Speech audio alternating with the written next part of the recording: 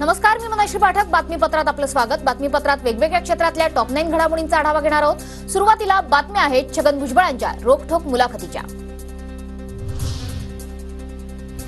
मराठा आंदोलनाचा 3 ते 4 जिल्ह्यात परिणाम झाला. आंदोलनाचा परिणाम विदर्भात जाणवला नाही, भुजबळांचं वक्तव्य.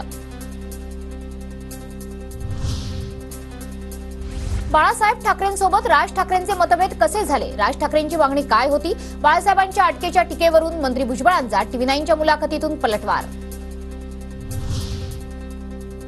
बाळासाहेबांशी राज ठाकरेंचं रक्ताचं नातं. राज ठाकरेंनी शिवसेना सोडून चूक केली. TV9च्या मुलाखतीत भुजबळांचं वक्तव्य.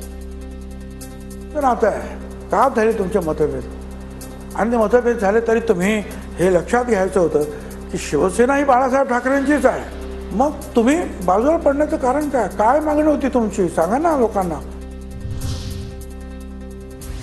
शरद पवार गटाकडे जाण्यासाठी खिडकी किंवा दरवाजा उघडा नाही आहे, त्याच पक्षात राहणार. TV9च्या मुलाखतीत भुजबळांकडून स्पष्ट. शरद पवार आणि उद्धव ठाकरेंच्या बाजूने बोललो, त्याप्रमाणे निकालात सहानुभूती दिसलीच. आता सावध होऊन काम करणं अपेक्षित, भुजबळांचं सूचक वक्तव्य. पवार साहेब आणि उद्धव ठाकरे यांचे बहुतांश सगळे आमदार तर आमच्याकडे सगळे आलेले आहेत. मग एवढ्या मोठ्या संख्येने लोक त्यांच्याकडे जातात कसे? स्पॉन्टेनियस त्यांना दाद देत, याचा अर्थ कुठेतरी त्यांना सहानुभूती मिळते आहे. आपण सिनियर आहोत, पदासाठी योग्य असूनही संधी मिळत नाही. राज्यसभेच्या खासदारकीवरून TV9च्या मुलाखतीत मंत्री भुजबळांचं रोखठोक वक्तव्य. पक्षातील नेत्यांना की मला राज्यसभेवर जायचं आहे. मी ती कारणं सुद्धा सांगितली. माझ्याबरोबर काम करत असलेले मनोहर जोशी तर तिकडे सभाध्यक्ष म्हणजे लोकसभा अध्यक्ष झाले. मलाही वाटलं की बाबा आपणही गेलं पाहिजे. अमित शहांनी नाशिक लोकसभेसाठी बैठकीत माझं नाव सुचवलं. दिल्लीतून नाव ठरलेलं असताना शेवटपर्यंत नाव न आल्यानं अपमान झाल्यासारखं वाटलं, म्हणून लोकसभेतून माघार घेतली. छगन भुजबळांचं स्पष्टीकरण.